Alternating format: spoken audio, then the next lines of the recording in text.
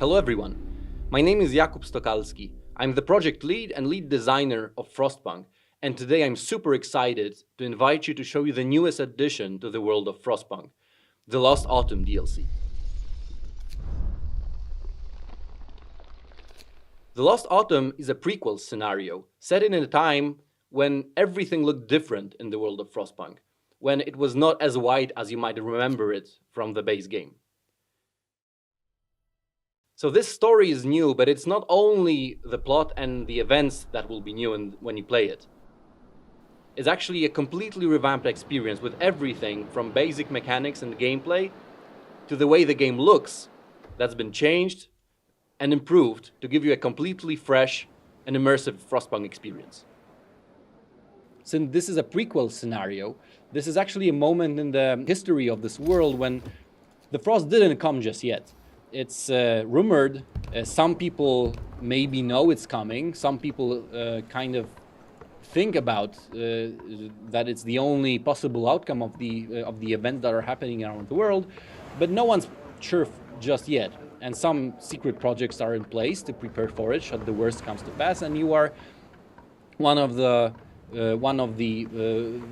people tasked with constructing another element that's missing from the base game, the iconic tower of the generator here.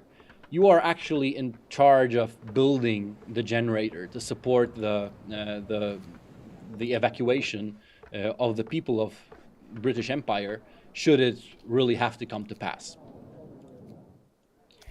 Obviously, redesigning the game was a huge process for us because, like I said, the new things that we've added and new things that we've changed, touch pretty much every layer of the game, from the mechanics to the fact that we are missing some of the most iconic elements of the Frostpunk gameplay, such as the generator or the temperature pressure.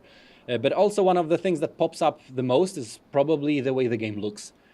And we didn't really, when we set out to tell this story, we wanted to set a new addition to the Frostpunk universe, but we didn't really want to shortchange ourselves. We were always looking to do what's right by the story, by the content we want to add. So as soon as we decided on doing a prequel story when the world is just not yet frozen over, well, redoing it in a green fashion was obviously immediately on the table, but we didn't want to do it just by slapping some generic green trees and grass on the usual layout. So researching environments such as Iceland or Greenland that define the iconic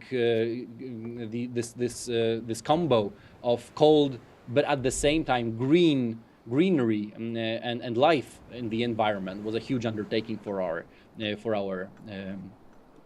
department and the whole team in general. Right, so this is the very beginning of the game. I don't want to really spend too much time here, and so let me just jump ahead to show you some of the more advanced mechanics and gameplay elements that you'll find in the scenario once you play it. As you can see, this is a day 24. So after 3 weeks of setting up the camp and preparing resources, I have my generator construction up and running.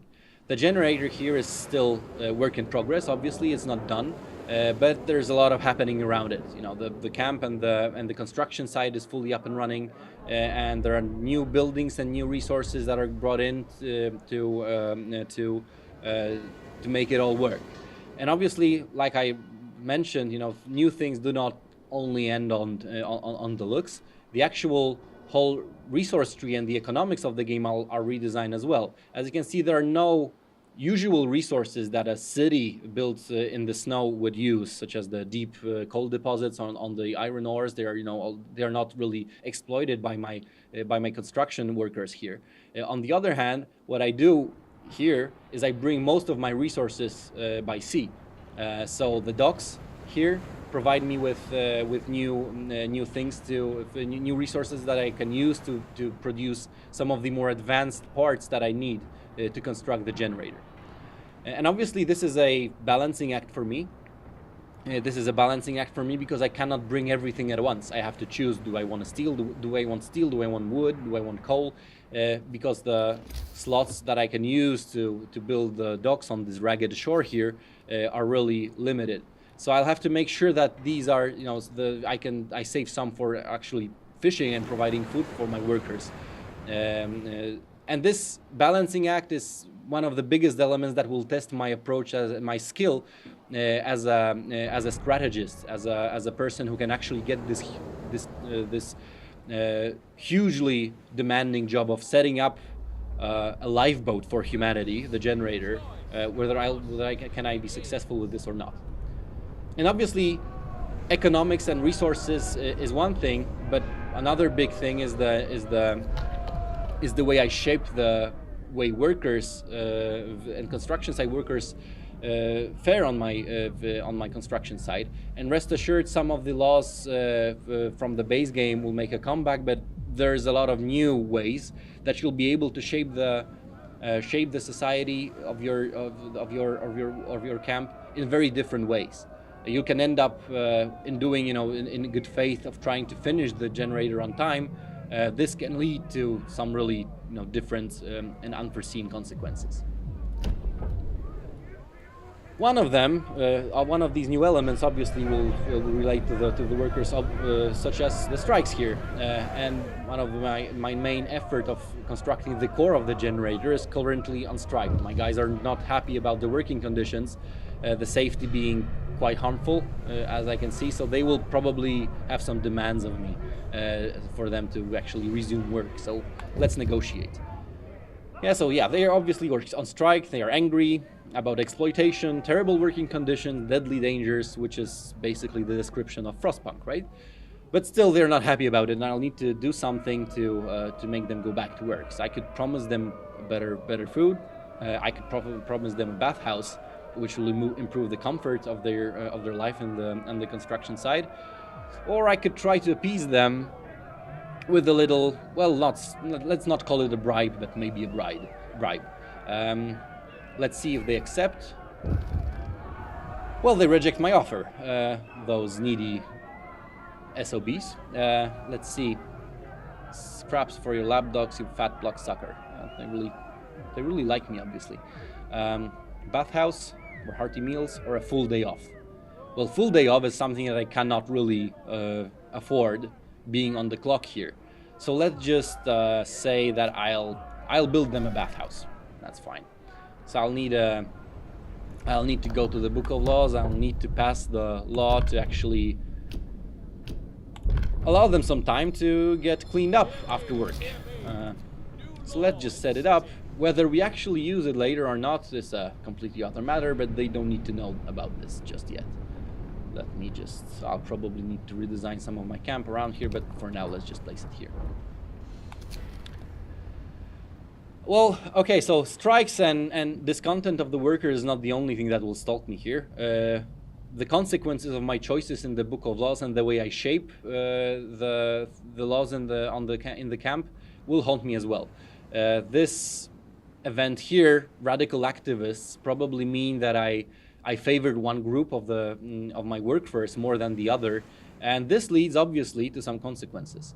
So I could condemn all violence stemming from the divide between working classes. I could say that they had it coming and get a motivation boost from my one part of the workforce that is more indoctrinated by my manipulations here, obviously playing the Machiavelli here.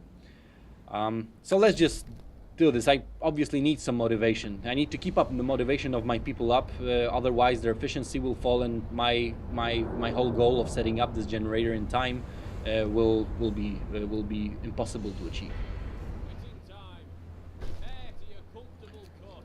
Right, the bathhouse is ready, so hopefully they'll get off my back for some time at least, and let them rest for the evening. So actually the changes to the mechanics are pretty deep. Using the night here, I can show you the overlay for one of the biggest elements new in the game, which is the safety system. Obviously, doing such a huge task such as building the generator is no small feat, but it's also very dangerous.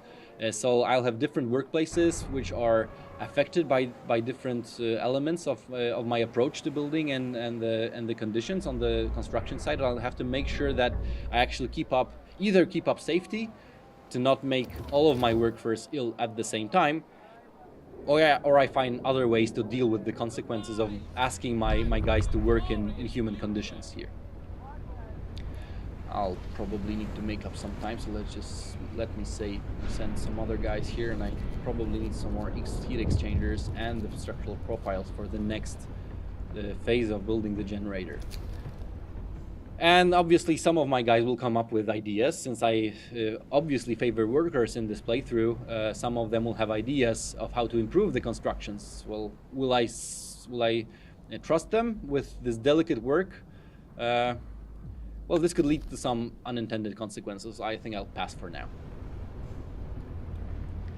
So yeah, I need some of my resources up and running here. It's